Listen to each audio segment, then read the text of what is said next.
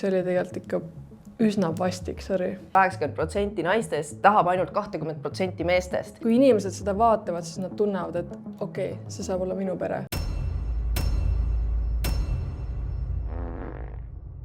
Kas ma ei ole nagu mingi käbi siin kõrval? Tule kõrgemale. Haukan. Oh, like that. Very nice. Nopust. Netflixi on jõudnud uus sari, mis keskendub inceli kultuurile. Kas sa oled näinud seda? Adolescence.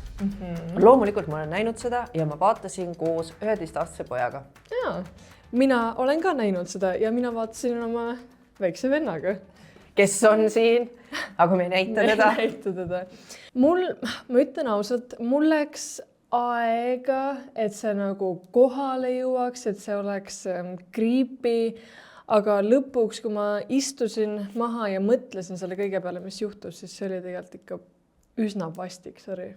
Ma arvan, et selle eesmärgi pärast on soovitanud seda sarja vaadata koos lastega ka näiteks veebipolitseinik Maarja Punak. Mitmetes siis artiklites on räägitud sellest, et äkki see võiks olla koolides kohustuslik vaatamine, kui kodudes ei vaadata. Me mitu korda panime kinni, stoppi, et oot, mis nüüd juhtus, vaatame, mis see väljend täpselt oli, mida ta sellega nagu mõtles. Kas ta teab, kes on Andrew Tate? Tähendab, ta teab seda minu kaudu, ma arvan. Me oleme arutanud, kes on Andrew Tate, aga tal ei ole sotsiaalmeediat, tal ei ole Snapchati ja siiamaani ta ei ole õnneks ka nendest puudust tundnud. Aga see sari räägib sellest, et paljudel noortel on kõik need sotsiaalmeediad, Snapchatid ja asjad ja 13-aastane koolipoiss võetakse kinni ja pannakse vangi seetõttu, et ta pussitas ära oma klassiõe. Do you know a girl called Katie Leonard? Yeah. Describe each other as friends then. Is she dead then? Teeme siis siit mõned punktid hästi lihtsaks, puust ja punaseks, miks seda sarja soovitatakse vaadata, sõltumata sellest, kui vana sa oled. Esiteks, nagu produktsiooni poolt, see on one take. Oi, ma ei või. Mul lähevad ühelauselised skriptid vahest lähevad meelest ära. Ma ei kujuta ette, kuidas see tehtud on. Mänguarendajatel. Oi, see kõik on tekst või? Okay, fair. Isegi kui sa tead seda, et see on ühe võttega tehtud, sa tegelikult alguses, kui sa hakkad sarja vaatama, sa unustad ära selle ja siis seal tuleb mingi stseeniga see sulle meelde, et oota, see oli one take ja oota, kuidas me siia jõudsime. Äkki ma kerin veits tagasi, et vaadata, kus see kaamera nüüd üle läks. Et seal on ka üks legendaarne koht, kus siis kaameraga koos hüppab operaator aknast välja. Ja siis on... Jaa, palun. If the show is one take, then how can a camera go through glass? I'm going to let you into a secret. The glass isn't real. But basically how they did it was the window wasn't there when they filmed that shot. The camera goes through the empty panel and someone is there on the other side to grab it. Ja siis on näiteks droonikaadrid, et kogu aeg kaamera siin on ja siis järsku on droonikaadrid, siis nad tegelikult ka võtte ajal sidusid selle kaamera drooni külge, saatsid selle vahepeal ülesse ja siis võtte ajal võtsid selle sama sujuvalt sealt drooni küljest lahti. If the camera could float away by itself, then it couldn't possibly be attached to a person. It kind of feels more ethereal. And then the camera takes off. And the camera comes to rest at the murder site. Mõned ütlevad, et see nagu venib selle pärast. Ja ma mõtlesin ka alguses, minu jaoks ta nagu natukene tõepoolest venis, aga nagu ma arvan, et selles ongi see põhimõte, sest et mul hakkas ebamugav lõpuks. Ja nagu ehk siis see töötas, mul oli rõve seda vaadata. Mul on tegelikult väga palju punkte, aga need on episoodide kaupa. Missuguse punkti seda, mul on sellised nagu üldised punktid, võta mingi punkt ja siis läheneme neile kuidagi. Millal sa viimati käisid koolis? Millal ma viimati käisin koolis? Sa mõtlen nagu üldhariduskoolis? Külas, filmimas. Ja võtetega seoses ma üsna hiljuti ju käisin. Ja ma käisin Playboxi vaatamas nädal aega tagasi ühes koolis. Kas sinu arust kõik koolid lõhnavad nagu oksekapsas ja masturbeerimine? Selles on mingi teatud tõde. See oli hea tsitaat, on ju? No ma panin selle kirja. See kool, mida tõesti seal Adolescence'is näidatakse, see tundub nagu legendaarne urgas. Ja esimene mõte tegi kohe, palun võtke oma lapsed kiiresti ära sealt koolis. Need lapsed käituvad nii võimatult, nii üleolevalt. Ma kirjutasin siin, lapsed ajavad mind nii kettasse, aga see on jällegi, et see töötas. See tekitas mul seda emotsiooni. Ja siis teises episoodis on see koht, kus Andrew Tate mainitakse jah. See täiesti crazy minu jaoks, et ta nüüd, ta tõesti ongi nii suur nimi, et ta on nagu sarjas nagu siuke tavaline osa, reference, millest kõik saavad aru. See ei mahu mulle pähe. Nagu. Mõnes mõttes see Adolescence saigi ju kuulsaks selle pärast, et ta seda Andrew Tate'i seal mainib on ja Andrew Tate siis andis oma hoogu sellele promondusele juurde, kui ta X-i kirjutas, et see kõik on miks see sari on üleüldse tehtud, see keskkond ongi see, et kui sa oled siis incel, kuidagi sealt läbi sotsiaalmeedia kogu see Andrew Tate'i siis maailmavaade ja kogu see paht, mis sulle pähe taotakse, läheb neile nii omaseks, et nad hakkavadki käituma nii agressiivselt, on ju. Et see otsetõlge siis peaks olema kuidagi see, et need on mehed, kes on mitte vabatahtlikult ennast sülipaati määranud, nad mitte kunagi ühtegi naist ei saa, sellepärast, et nad on jäänud uskuma kogu seda Andrew Tate'i juttu, et 80% naistest tahab ainult 20% meestest. Ja siis kogu see enesehinnang on tohutult madal ja see saab alguse sellest, et ka see peategelane seal ühel hetkel siis ütleb, et tema on hästi kole, ta on liiga kõhn, on ju, et kes nii kõhna poisi kõrval üleüldse tahaks lebada. Ja et siis ta ainus lootus selleks, et üleüldse saada tüdrukuga välja minna või kohtama minna, siis ta võtab endale sihiks tüdruku, keda viimati on kiusatud koolis ja kutsuta läbi välja. Snapchati, muide. Läbi Snapchati, jah. Ja inselite ainukene lahendus probleemile on siis naistele igasuguseid halbu asju teha. Kui Inglismaal tehti küsitlus, et kui palju te olete siis siukse misoküünse käitumisega kokku puutunud, siis alates 2022 õpetajad on siis üles märkinud umbes 70% õpetajatest on näinud seda koolides. Ja see tähendab seda, et siis need poisid on ju, need suhtuvad ka täiskasvanud naistesse üleolevalt. Ja neil puudub igasugune viisakusfilter, nad lihtsalt auguvad, õiendavad, panevad paika, vehivad niimoodi näpuga su kohale. Nagu seal oli näidatud ka ju. Absoluutselt, jaa. Õpetajale meeldi halvasti. Ja siis on selline väljend nagu negging. Tuttav sulle? Ei. No, et see negging on selline žargoon või siis käitumisviis, millega mehed naistega suhtlevad ja selle eesmärk siis ühelt poolt, et ei ole nagu komplimendi tegemine ega ka mõnitamine või halvustamine, vaid see on midagi vahepealset ja see täidab siis seda eesmärki, et sind alandada. Ja see on niimoodi, et lihtsa näitamis nagu minu poole alati töötab.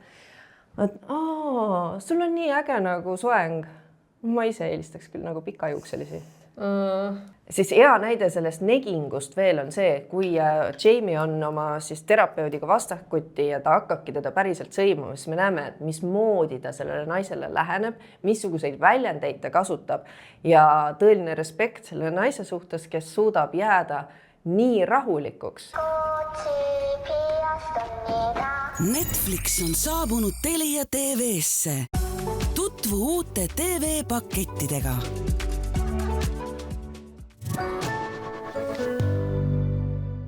Ma pean tõdema, et ma olen vist tõepoolest vana, sellepärast, et mina ei saanud aru nendest emoojidest, millest nad rääkisid. Ma just mõtlesin, et sa esimest korda elus seletad mulle lahti, et mul läks ka keeruliseks see käib hästi kiiresti, on ja, et kõikidel emotikonidel pidi olema mingi tähendus. Südametel on kollane süda, valge süda. Lilla. Ma mõtlen, et see on hea variant praegu, kui te vaatate seda videot, palun kirjutage kommentaaridesse lahti erinevad emotikonid, millel on tähendus. Päriselt ka, see päriselt huvitab ja päriselt me ei saanud sellest lõpuni aru. Ma sain aru, et kidney beans, need punased vaad on ja see pidi olema sama kui siis see lõhkepommi emotikon ja midagi on halvasti, aga mis see täpselt on? Ei, see kidney beans pidi olema see truth group. Punase pilli poisid või? Jah. Juba on segadus. Me vajame teie abi. Päriselt ka, sellepärast, et see emotikonide lahti seletamine, see on veel olulisem teie vanematele, kes muidu võivad mingit šokki hakata ajama. Äkki me paneme pärast kusagile laseri captionisse paneme mingi väga vale emoji. Seda ei tahaks teha. Siis on halb. Ja palun harige meid. Viimane episood, kus oli ainult nagu seda pere näha, see tekitas mul vist kõige rohkem seda kõhedat tunnet. Et ma alguses ei saanud sellest ka aru, et miks me nii palju neid näeme, et ma ei ole ikkagi ma ei ole seda nagu punkti kokku pannud, kas siis see Jamie, kas ta tappis ta ära või ta ei tapnud seda ära ja siis ma olin nagu natukene eksinud ja siis nagu see lõpus ta nagu teeb selle kõik. Ma ei tea, sain aru. See on nagu, selles mõttes sa oled huvitav televaataja, et sa oled mõnes mõttes liiga vana, et aru saada emootikoni siis nendest tähendustest, on ju. Ja teiselt poolt ma ütleks lapsevanemana, et sa oled liiga noor, et aru saada sellest, miks seda peret nii kaua näidati. Sellepärast ma arvan, et kõikidel lapsevanematel tekib see küsimus, et mida vanemad tegid, et mida me valesti tegime, et me sellise koletise kasvatasime. Et näed, et siin on meile imetore tüdruk on ja ta aitab nõusid pesta, aitab päeva planeerida, tõesti võtab kokku, toetab isa, noh, et ma tean, et sul on sünnipäev nii nõme, et see vend praegu helistas ja ütles, et noh, päriselt ka oma süüdistuse võtan tagasi ja teen uue. Et kuidas see on võimalik, et justkui nad ühtemoodi kasvatavad, aga ühest tuleb ingel, teisest tuleb täielik monster, on ju. Ja ma mõtlesin, et äkki seal on lihtsalt see paari aasta vahe või paari aasta küsimus on ju, et siis kui tüdruk oli väga kriitilises teismelise eas, siis ei olnud sotsiaalmeediat veel. Ja kui sa ikkagi sotsiaalmeediasse sisened seal 11, 12, 13, ma ei tea, ka 10 või noh, väga noorelt, siis see ei tee su vaimsele tervisele head. Ja selle kohta on nüüd ju ka värskeid uuringuid, et see ei ole kõige tervem keskkond, mis aitaks sul mõnusalt ja tervelt areneda. Sari tegi lõpuks nagu puust ja punaseks selle, et see ei ole nagu vanemate süü, see ei saa olla vanemate süü, sellepärast et seal hästi palju räägite sellest, et mehe isa, Jamie isa. Jamie vanaisast tahad rääkida? Jamie vanaisa, see on sõna. Jamie vanaisa oli siis vägivaldne, aga Jamie isa ei olnud, siis see näitas nagu jälle seda, et nagu lapse käitumine ei olnud kasvatuse süü, sellepärast et muidu oleks Jamie isa ka süüke olnud. Ja kus see veel välja tuli, et ei olnud pere süü, oli see, et selle mees detektiiv. Tema laps käis samas koolis ja tal oli ka suhteliselt sama kasvatus, sellepärast et see mees oli ka hästi palju tööl ja ta ei veetnud väga palju selle pojaga aega. Ühe osa lõpus näeme seda, kuidas mees hakkab muretsema. Mis sa koolis täna tegid, et ta hakkas muretsema, et vau, see oleks saanud minu laps ka olla. Et see ongi nagu päris elul tegelikult põhinev. Sa mõtled, et noakuriteod on siis Inglismaal väga tavalised. See tõepoolest nii on. Aga autor ütles siis ühes intervjuus, et jah, ta oleks saanud teha sellest sarja, et vanemad on joodikud ja siis keegi läheb bussitab kedagi, aga ta tahtis, et see oleks nagu, et kui inimesed seda vaatavad, siis nad tunnevad, et okei, see saab olla minu pere.